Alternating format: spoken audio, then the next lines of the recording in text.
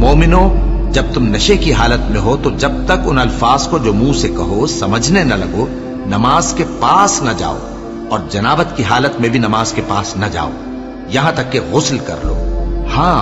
اگر بحالت سفر رستے چلے جا رہے ہو اور پانی نہ ملنے کے سبب غسل نہ کر سکو تو تیمم کر کے نماز پڑھ لو، اور اگر تم بیمار ہو یا سفر میں ہو یا کوئی تم میں سے بیت الخلا سے ہو کر آیا ہو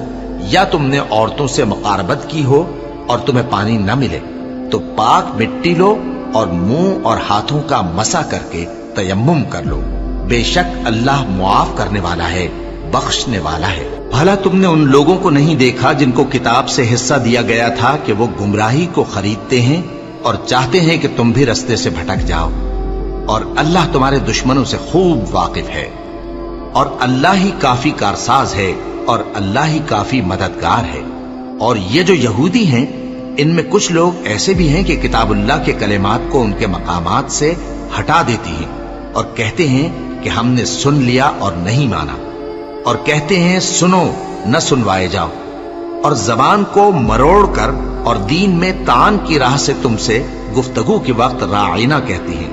اور اگر یوں کہتے کہ ہم نے سن لیا اور مان لیا اور صرف اسمع اور راعینا کی جگہ انظرنا کہتے تو ان کے حق میں بہتر ہوتا اور بات بھی بہت درست ہوتی، لیکن اللہ نے ان کے کفر کے سبب ان پر لعنت کر رکھی ہے تو یہ کچھ تھوڑے ہی ایمان لاتی ہیں۔ اے کتاب والو،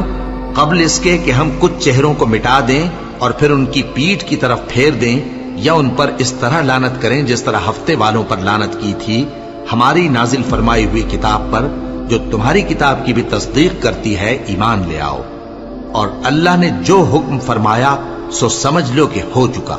اللہ اس گناہ کو نہیں بخشے گا کہ کسی کو اس کا شریک بنایا جائے، اور اس کے سوا اور گناہ جس کو چاہے معاف کر دے، اور جس نے اللہ کا شریک مقرر کیا اس نے بڑا بہتان باندھا۔